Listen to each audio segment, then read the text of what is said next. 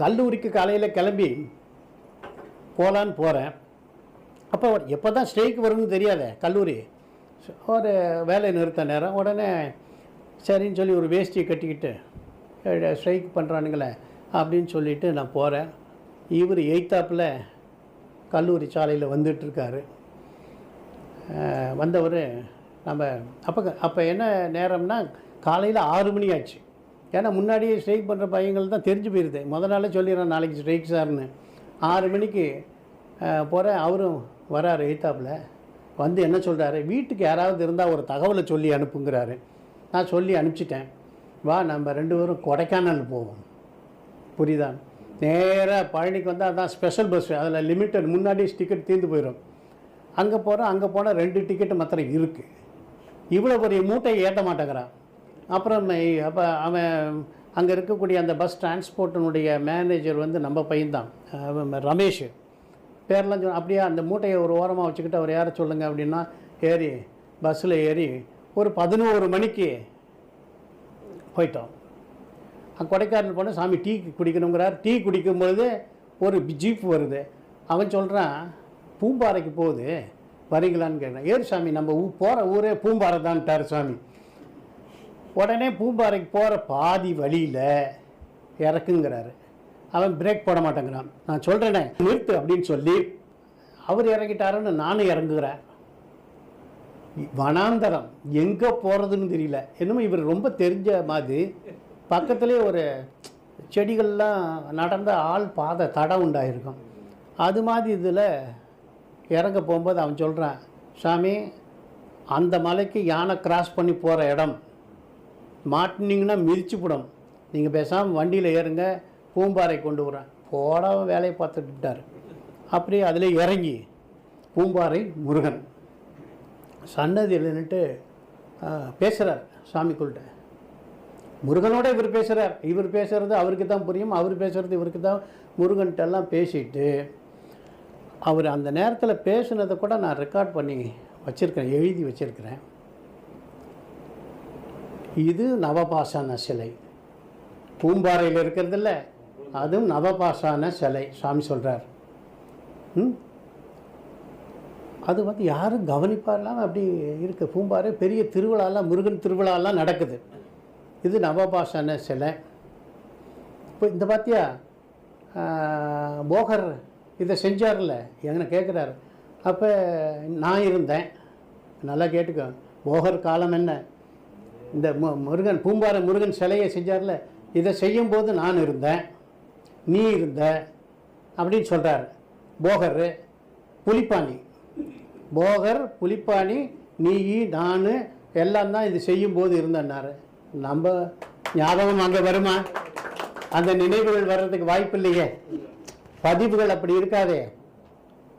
சொல்கிறாரு, போகருடைய திருமேனியை செய்யும் பொழுது சாமி கூட இருந்திருக்கிறாங்க. அதுதான் அதில் உண்மை. குருக்களை பார்த்து என்ன கையை காமிச்சு சொல்கிறாரு, இவனை கூட அழைச்சிட்டு வந்திருக்கேன், இவன் யார் தெரியுமா? குருக்கள்கிட்ட பேசிகிட்டு இருக்கார். இவன் அம்பாளின் அவதாரம், இவனும் எல்லாம் வல்ல சித்தன், அடக்கமாக அமைதியாக இருக்கான். இப்போ தெரியாது, அப்புறம் தெரியும். நான் சீக்கிரம் சமாதிக்கு போவேன். எங்கே? பூம்பாறையில் சொன்னது. கடைசி காலத்தில் பூம்பாறைக்கு போகும்போது சொன்னது, நான் சீக்கிரம் சமாதிக்கு போவேன், சித்தி அடைவேன், உலகத்துக்கே சோறு போடுவேன்.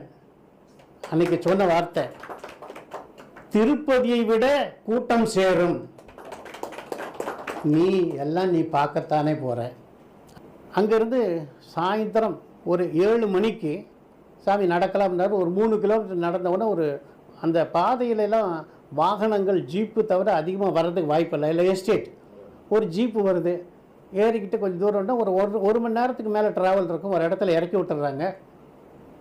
இறக்கிடவுன்னா பக்கத்தில் ஒரு சின்ன கோயில் மாதிரி இருக்குது.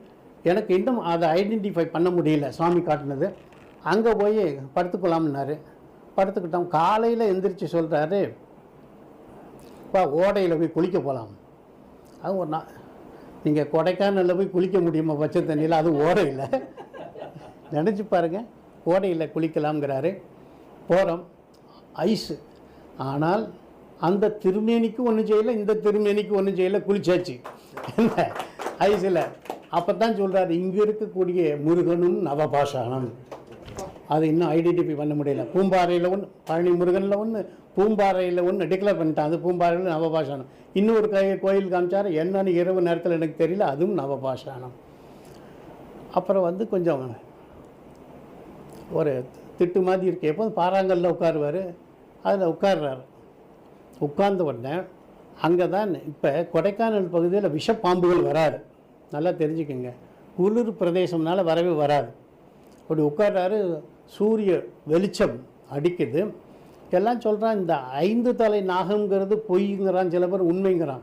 அப்போ நாம் பார்த்தா, நான் முன்னாடி புல் தரையில் உட்காந்துருக்கேன், சுவாமி தலைக்கு பின்னாடி அந்த நாகம் கொடையெடுத்து நிற்குது. என்ன 5 தலை நாகம் கொடையெடுத்து நிற்கிறத நம்ம பார்க்குறோம். அது கிட்டத்தட்ட ஒரு 1 மணி நேரம் சுவாமி பேசாமல் அமைதியாக உட்காந்துருக்கார். இந்த வரலாறு நடனகோபால நாயகி சுவாமி இங்கே இருக்கார், அவருடைய வாழ்க்கையிலும் நடந்திருக்கு.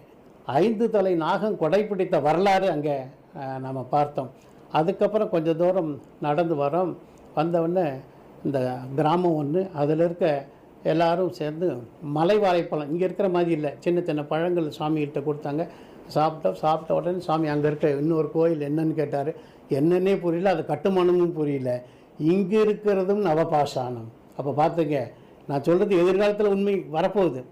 பூம்பாறை நவபாஷானம், இன்னும் 2 கோயில் எனக்கு தெரியல, அது நவபாஷானம்னு சொல்லிட்டார். இது எதுக்கு போகர் இப்படியெல்லாம் கொண்டு அமைச்சு வச்சிருக்காருன்னு நமக்கு புரியல. பிடிச்சோடனே அங்கே இருக்கவங்க சொன்னாங்க, இங்கேருந்து 1 கிலோமீட்டர் தான் சாமி தாண்டிக்குடி அப்படின்னாங்க. அதுக்கப்புறம் நாங்கள் தாண்டிக்குடிக்கு வந்தோம். சரி, இனிமேல் சாமி பஸ்ஸில் அழைச்சிட்டு போவாருன்னு நினச்சிக்கிட்டு இருக்கிறேன் நான். இப்படி குறுக்க இறங்கிடலாம்ட்டார். தாண்டிக்குடியிலேருந்து குறுக்க இறங்கிடலாம் அப்படின்னாரு காட்டுக்குள்ளே. என்ன சாமி நீங்கள் இறங்கிடுவீங்க, நம்பலாம்? இல்லை வா, ஒரு குச்சி எடுங்கினாரு. அந்த வேலியில் ஒருத்தனை விட்டு ஒரு கம்பை வெட்டி, இல்லாட்டி இறங்க முடியாது, வச்சுக்கோன்னு சொல்லி அப்படியே குறுக்க இறங்கி கிட்டத்தட்ட ஒரு 1.25 மணி நேரத்துக்குள்ளே விருப்பாச்சி வந்துட்டோம். பழனிக்கு அடுத்து ஒட்டஞ்சத்தில் விருப்பாச்சிக்கு வந்துட்டோம். பெரிய சந்தை ஜமீன் அங்கே வந்துட்டு, அங்கே இருக்கவங்க சோறு கொடுத்த உடனே அப்புறம் என்ன பண்ணிட்டார், நான் நடந்து வர்றேன், நீ பஸ்ஸில் போகணுன்னு சொல்லி என்னத்துக்கு பஸ்ஸில் ஏற்றி விட்டு நான் காலேஜ் வாசலில் வந்து இறங்கிட்டேன். இவர் எப்போ நடந்து வந்து சேர்ந்தான்னு தெரியல. ஆக இவர் வந்து பூம்பாறையில் யானைகள் இவரோடு பழகியதும், சில இடங்களிலே நவபாஷான சிலைகள் இருக்கிறது, குறிப்பாக பூம்பாறையில் இருக்கிறதும் சொல்லி அதனுடைய மேன்மைகளையும், நம்மை வந்து நீ ஒரு சித்புருஷன் தான் என்று சொல்லி டிக்ளேர் பண்ணது எல்லாமே பூம்பாறையில் தான். இதே மாதிரி ஒரு நாள் மாலை 3 மணி அந்த நேரத்தில் நான் வரும்பொழுது சாமி எத்தாப்பில் வராரு. வா போகலாம் அப்படின்னு சொல்கிறாரு. கூட வராரு. ட்ராவலர்ஸ் பங்களா பழனியில், பயணியர் விடுதி. அங்கே ஒரு போஸ்டர் மாதிரி எழுதியிருக்கிறான். அந்த காலத்தில் போஸ்டர் அடிக்கிற இது இல்லை, எழுத்தில் சினிமா விளம்பரம் எழுதுகிறான்.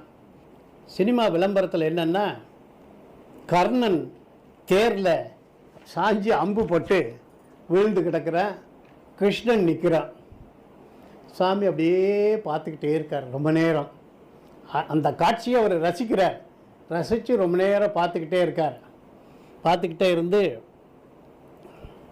சரி அந்த பாட்டை பாடு அப்படிங்கிறாரு. உள்ளத்தில் நல்ல உள்ளம் உறங்காதென்பது வல்லவன் வகுத்ததடா கர்ணா, வருவதை எதிர்கொள்ளடா. உள்ளத்தில் நல்ல உள்ளம் உறங்காதென்பது வல்லவன் வகுத்ததடா கர்ணா, வருவதை எதிர்கொள்ளடா. தாய்க்கு நீ மகனில்லை, தம்பிக்கு அண்ணனில்லை. தாய்க்கு நீ மகனில்லை, தம்பிக்கு அண்ணனில்லை.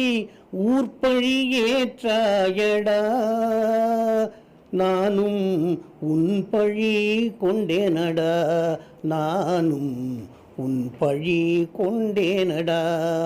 உள்ளத்தில் நல்ல உள்ளம் உறங்காதென்பது வல்லவன் வகுத்ததடா கர்ணா, வருவதை எதிர்கொள்ளடா. மன்னவர் பணியேற்கும் கண்ணனும் பணி செய்ய உன்னடி பணிவானடா கர்ணா, மன்னித்து அருள்வாயடா கர்ணா, மன்னித்து அருள்வாயடா. உள்ளத்தில் நல்ல உள்ளம் உறங்காதென்பது வல்லவன் வகுத்ததடா கர்ணா, வருவதை எதிர்கொள்ளடா. செஞ்சோற்று கடன் தீர்க்க சேராத இடம் சேர்ந்து வஞ்சத்தில் வீழ்ந்தாயடா கர்ணா, வஞ்சகன் கண்ணனடா கர்ணா, வஞ்சகன் கண்ணனடா. உள்ளத்தில் நல்ல உள்ளம் உறங்காதென் இப்படின்னு சொன்னா இல்லையா, சுவாமி அன்னைக்கு அப்படியே விஸ்வரூபமாக மாறிட்டார். சுவாமி மூத்த சுவாமி விஸ்வரூபமாக கையில் சங்கு சக்கரஜா, அவரை பார்த்தா ஏதோ ஒரு சித்தன் நினைச்சோம்.